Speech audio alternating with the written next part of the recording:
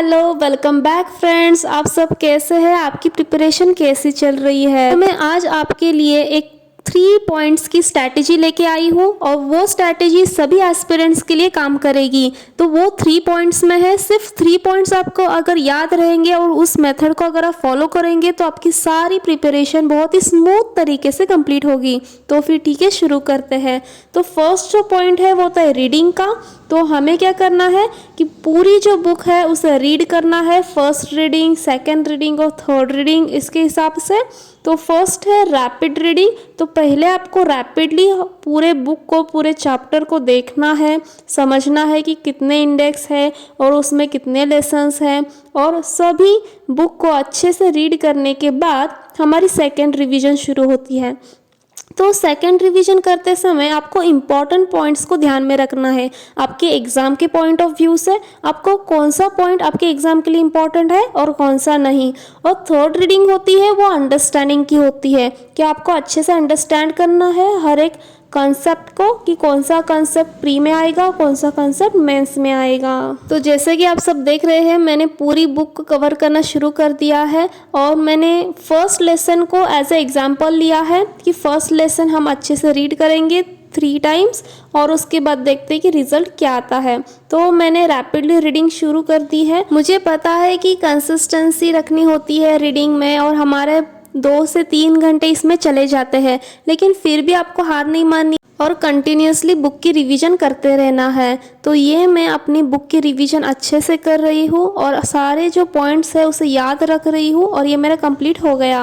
तो point number 2 है कि अंडरलाइन करना है। जो भी इम्पोर्टेंट पॉइंट्स है बुक में वो हमें अंडरलाइन करना है, प्री के पर्सपेक्टिव से और मेंस के पर्सपेक्टिव से। तो अंडरलाइन करने के लिए आप चैप्टर वाइज जा सकते हैं कि फर्स्ट चैप्टर की आपने 3 बार रीडिंग की, उसके बाद फर्स्ट चैप्टर की आपने अंडरलाइन किया।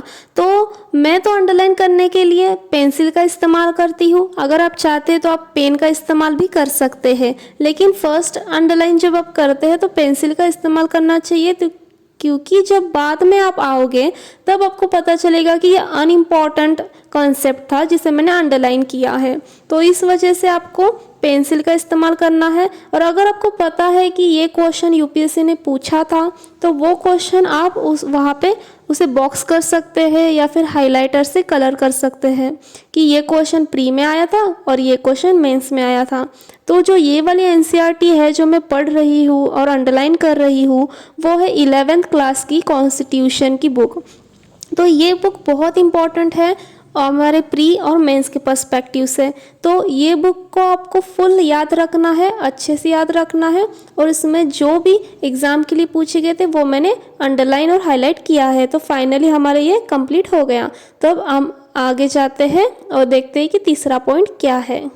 लेकिन इतना सारा कंप्लीट करने में मुझे थोड़ी सी थकावट महसूस हो रही थी क्योंकि मैं कंटिन्यूसली 4 घंटे एक ही टेबल पे बैठी हुई हूँ। इतनी सारी शूटिंग तो हम कैमरा पे शूट नहीं कर सकते, तो इस वजह से मैंने थोड़ी थोड़ी समय के बाद कैमरे को ऑफ कर दिया था और जो थोड़ी थोड़ी शूटिंग की थी वही मैं आपको दिखा रही हूँ, क्योंकि पूरे 4 घंटे हम कंटिन्यूस शूटिंग नहीं ले सकते हैं।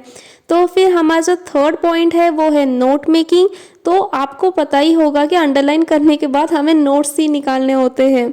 तो नोट्स राइट डाउन करने के लिए हमें सबसे पहले फर्स्ट चैप्टर से लेना है, या फिर जो भी चैप्टर आपने पढ़ा है वहीं से आप शुरू कर सकते हैं। और जो अंडरलाइन आपने किया है एग्ज़ाम के पर्सपेक्टिव से, जो भी इम्पॉर्टेंट है आपने अंडरलाइन किया है सेकंड पॉइंट में, तो उसको आपको राइट डाउन करना है एक नोट में। और नोट मेकिंग में आपको जो चीज़ें ध्यान में रखनी है वो ये है कि यूज़ कलर पेन। फर्स्ट है यूज़ कलर पेन, और सेकंड है कि जो डायग्राम्स है आप वहीं पे बना सकते हो, जैसे मैंने बनाया है सुप्रीम कोर्ट, हाई कोर्ट का। और आपको पेज को डिवाइड करके नोट्स बनाने हैं, और जो नोट्स है उसमें जो क्वेश्चन पूछे हैं उसे आपको हाइलाइटर से कलर कर देना है कि ये वाला इंपॉर्टेंट है, ये यूपीएससी ने पूछा था। आपको बुक में भी हाईलाइट करना है और आपको अपने नोट्स में भी हाईलाइट करना है।